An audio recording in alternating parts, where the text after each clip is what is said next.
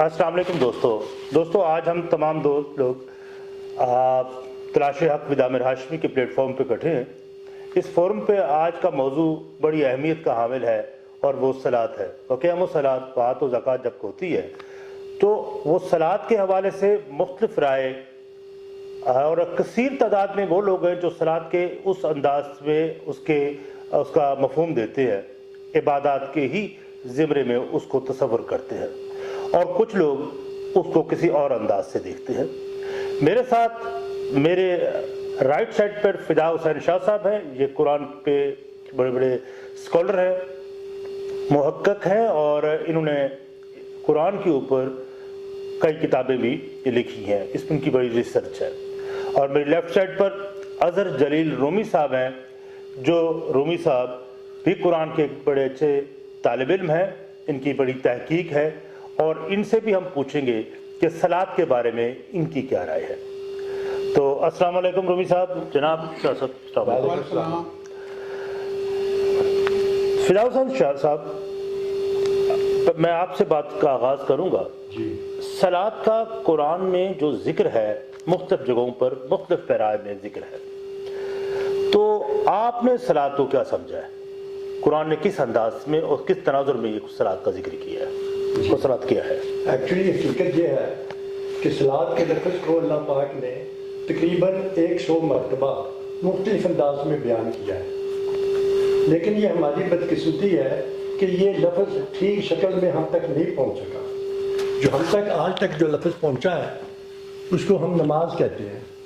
ये लफ्ज़ हकीकत में जब 17वीं सदी में मुगलिया ख़ानदान बाबर साहब आए यहाँ पर और डिफरेंट हुक्मरान आए, तो उनके साथ जो उलमा आए उन्होंने ये लफ्ज़ यहाँ पर इंट्रोड्यूस करवाया, और जितने भी उलमा आए और जितनी भी उन्होंने किताबें लिखी उनमें सब नमाज का लफ्ज़ लिखा गया, नमाज का लफ्ज़। इस वक्त तकरीबन 250 कुरान पाक के तर्जुमे हो चुके हैं, लेकिन मुझे इंतहाई अफसोस से कहना पड़ता है कि अभी तक वो सलात के लफ्ज़ को इस्तेमाल नहीं करते, जो कि खालिक़े कायनात का ओरिजिनल लफ्ज़ है और वसी लफ्ज़ है, बहुत ही वसी लफ्ज़ है।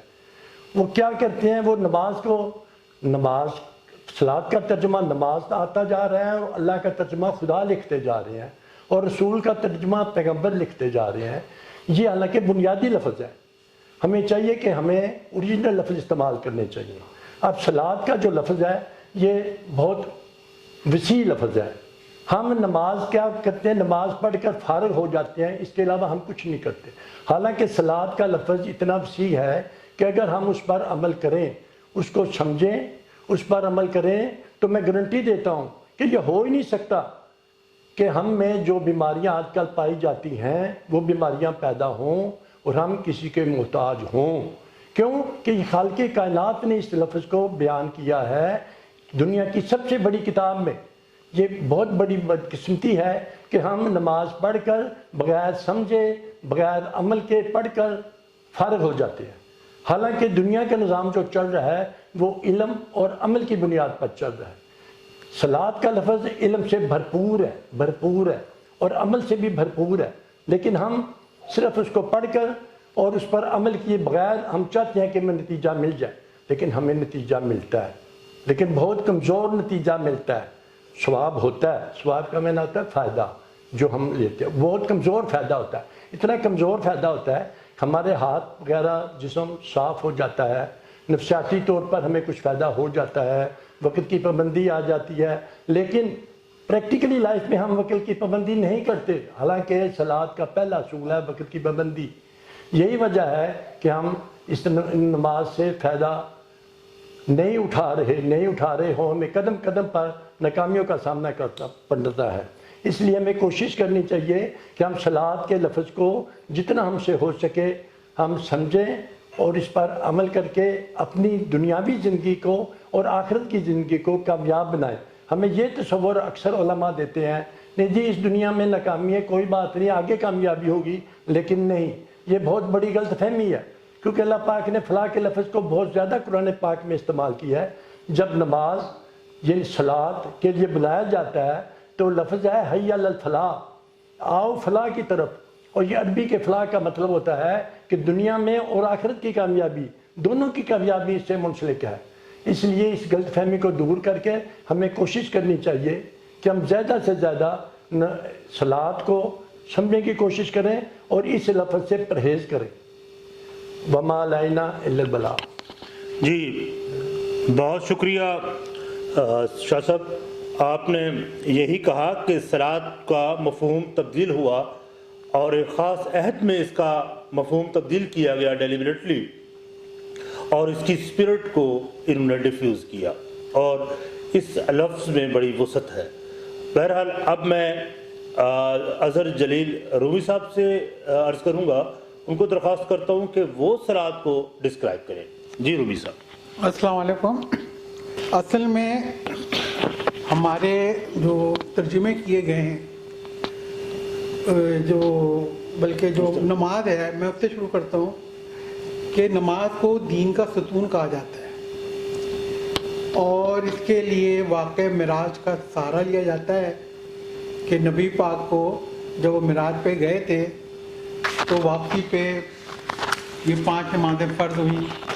इसकी भी बहुत लंबी चौड़ी कहानी है कि पहले 50 थी, वो कम होते होते 5 तक पहुंच गई।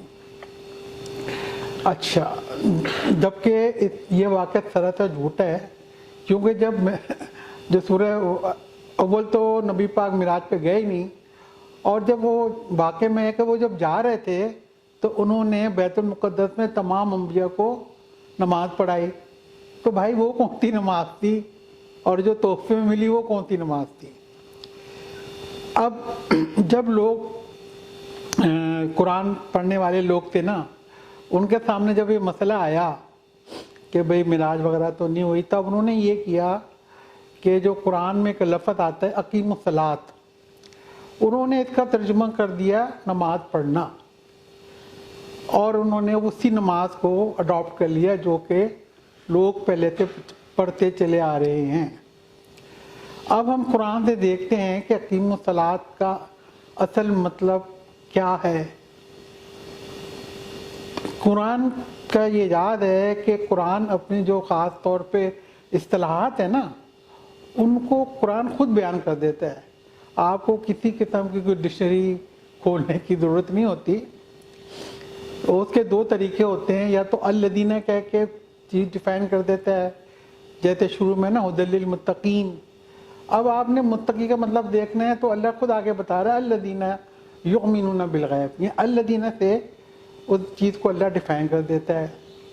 इसी तरह अल्लाह ताला मुतदाद अल्फाज लाकर मायने वादे कर देता है। अब जैसे सद्दका व कज़्ज़बा, तो अगर आपको सद्दका का मतलब पता है तो कज़्ज़बा का मतलब आपको ऑटोमेटिक पता चल जाएगा। इसके आगे वसल्ला व तवल्ला, तो वतवल्ला का मतलब होता है मुंह फेर के चले जाना। तो सल्ला का मतलब क्या हुआ? साथ साथ चलना। तो अल्लाह ताला ने ये सल्ला जो है ये सलात का मादा है, तो अब सल्ला का अल्लाह ने मतलब बता दिया कि साथ साथ चलना। अब किस चीज़ के साथ चलना? ये सलात है ना, अलिफ लाम है, तो कुरानी तालीमात को फॉलो करना।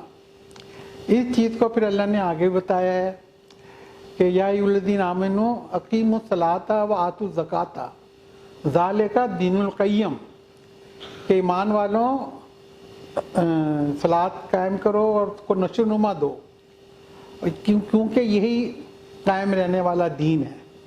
तो कुरान ने खुद सलात का मतलब वाज़े कर दिया है कि इसका मतलब दीन पर चलना है। तो अब भाई लोगों ने इसको नमाज बना लिया है, दिन में 5 दफ़ा वो उठक बैठक करते हैं।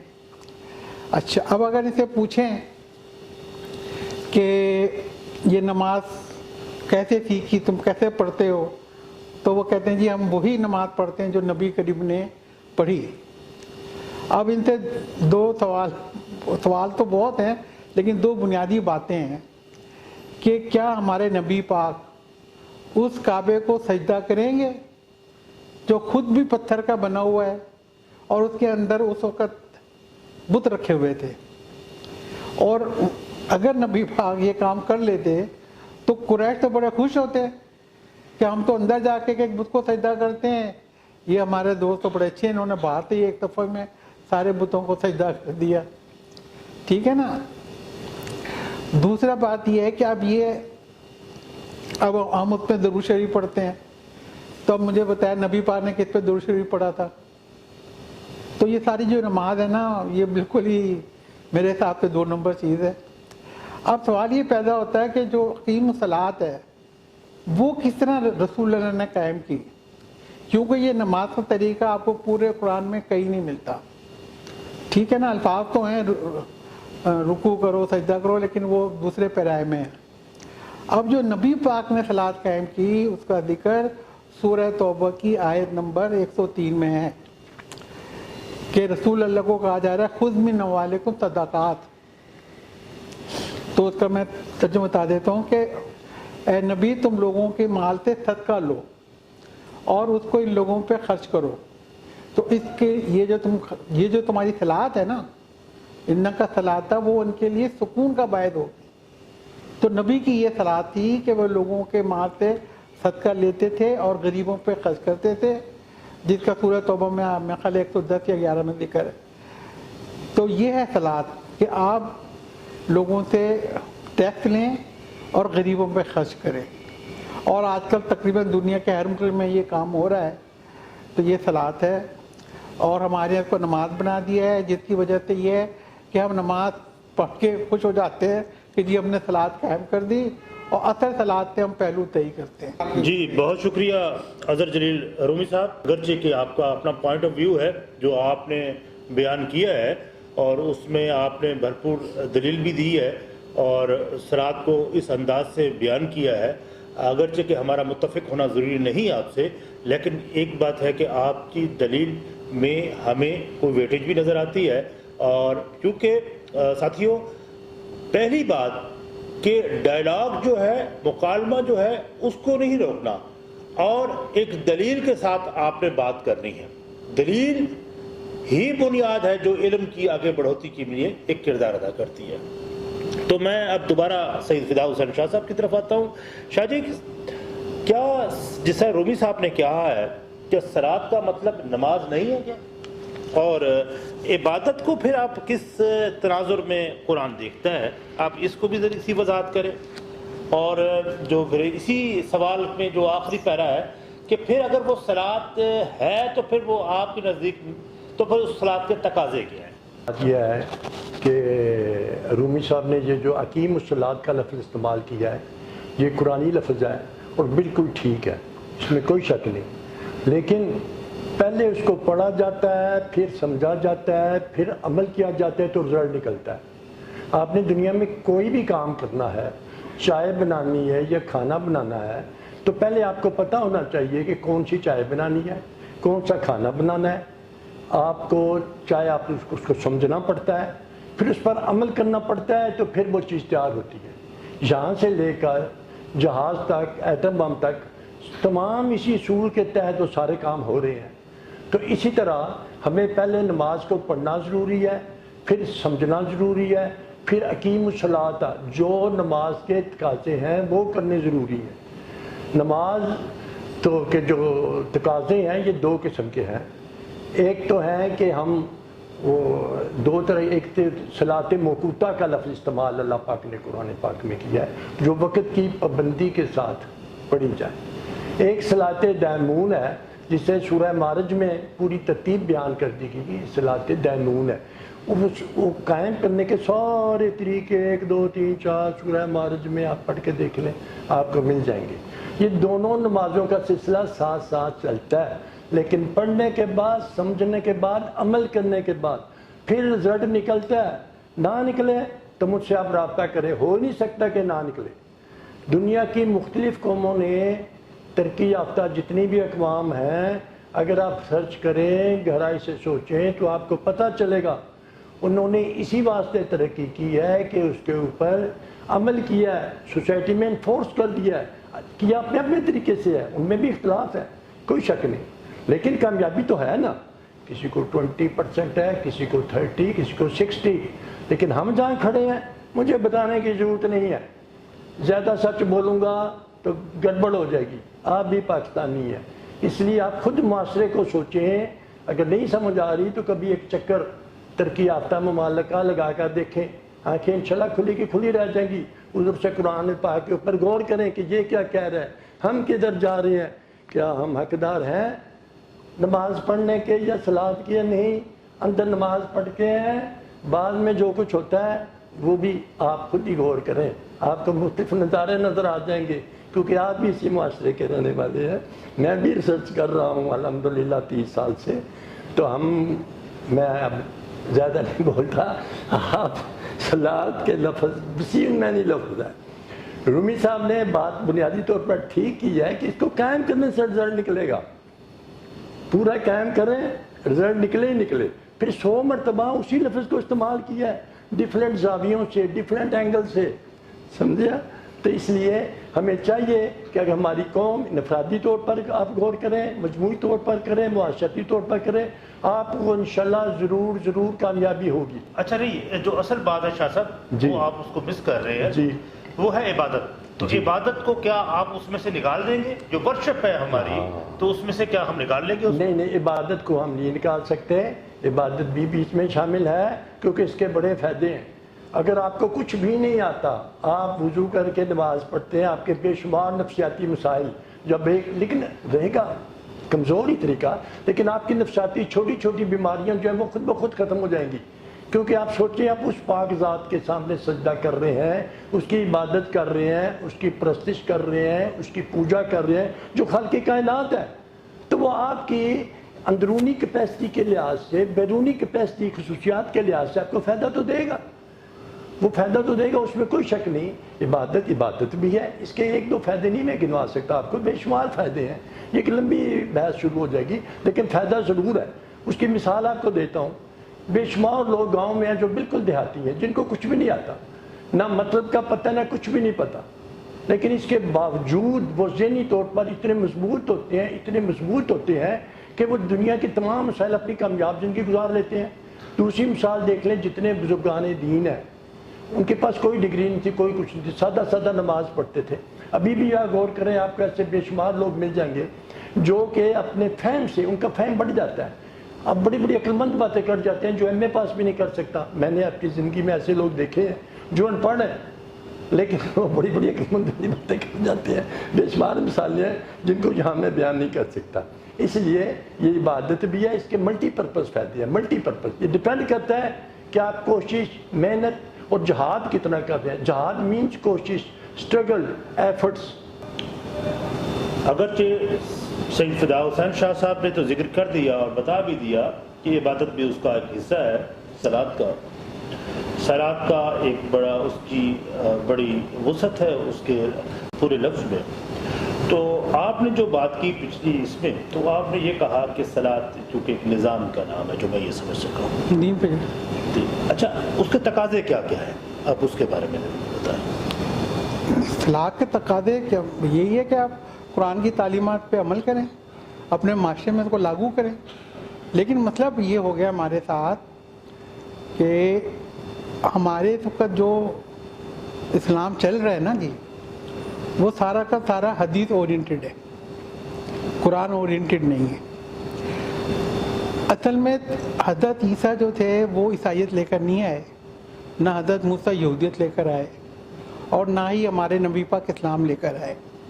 تمام انبیاء کرام جو ہیں وہ دین حق لے کر آئے، البتہ بعد میں عیسائیت بنا لی گئی، یہودیت بنا لیا گیا اور اس کو اسلام بنا لیا گیا۔ تو یہ جو نماز، روزہ، حج، زکوٰۃ جو ہم کر رہے ہیں نا، یہ سب حدیث اورینٹڈ ہیں اور یہ اسلام ہے۔